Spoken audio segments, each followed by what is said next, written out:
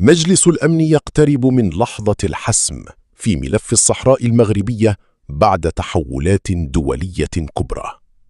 تشهد قضية الصحراء المغربية تطورات متسارعة داخل أروقة مجلس الأمن، في ظل مؤشرات متزايدة على قرب إنهاء واحد من أطول النزاعات الإقليمية.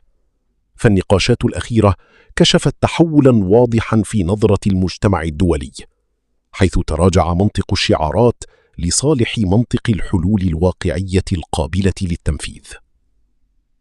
ومع كل جلسة أممية جديدة يتأكد أن المقاربة القديمة فقدت بريقها، وأن العالم بات يبحث عن تسوية عملية تضمن الاستقرار وتطوي صفحة الجمود.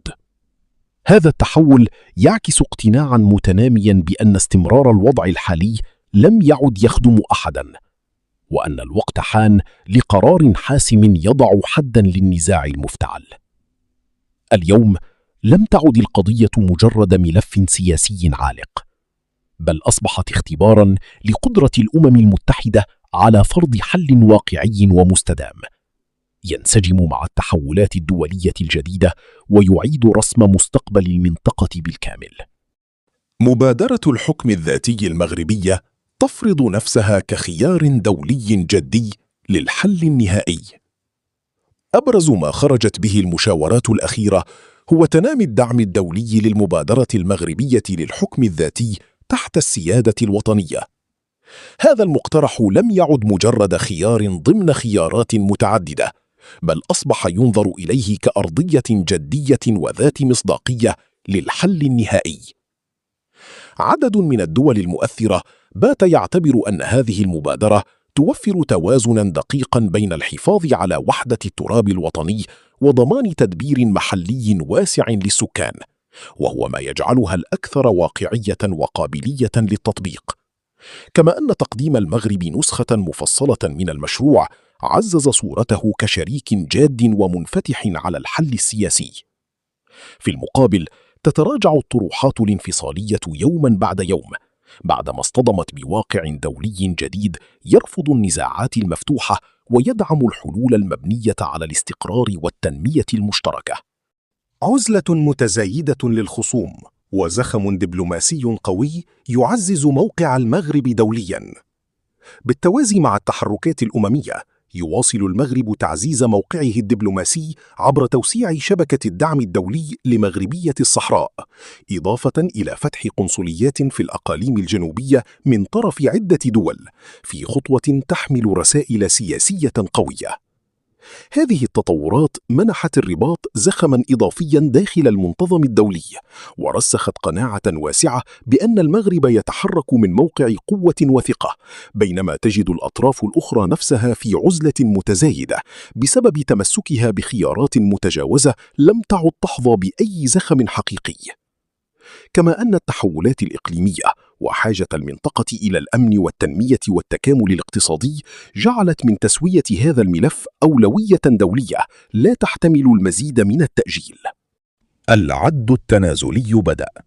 مؤشرات قوية تقرب الحل النهائي لقضية الصحراء المغربية. ما يجري اليوم داخل مجلس الأمن يتجاوز مجرد نقاش تقني حول نزاع إقليمي، بل يمثل إعادة صياغة شاملة للمقاربة الدولية تجاه هذا الملف.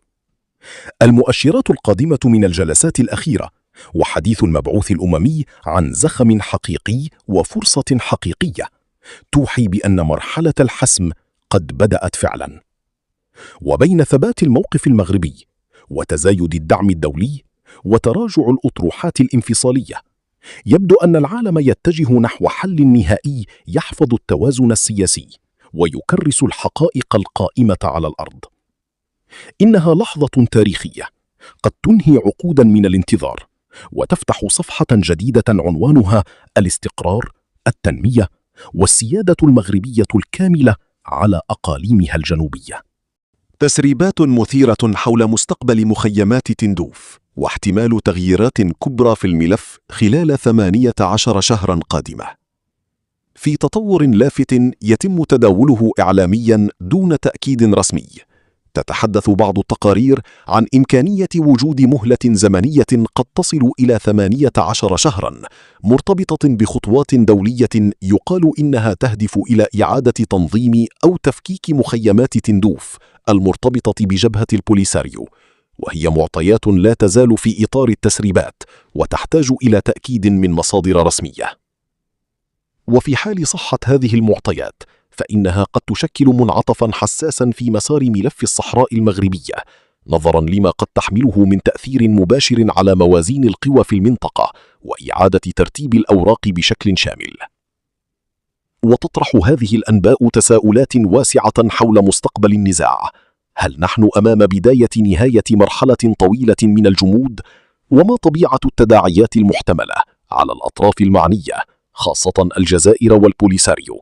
وكيف يمكن أن يتفاعل المنتظم الدولي مع مثل هذه التطورات إذا تأكدت؟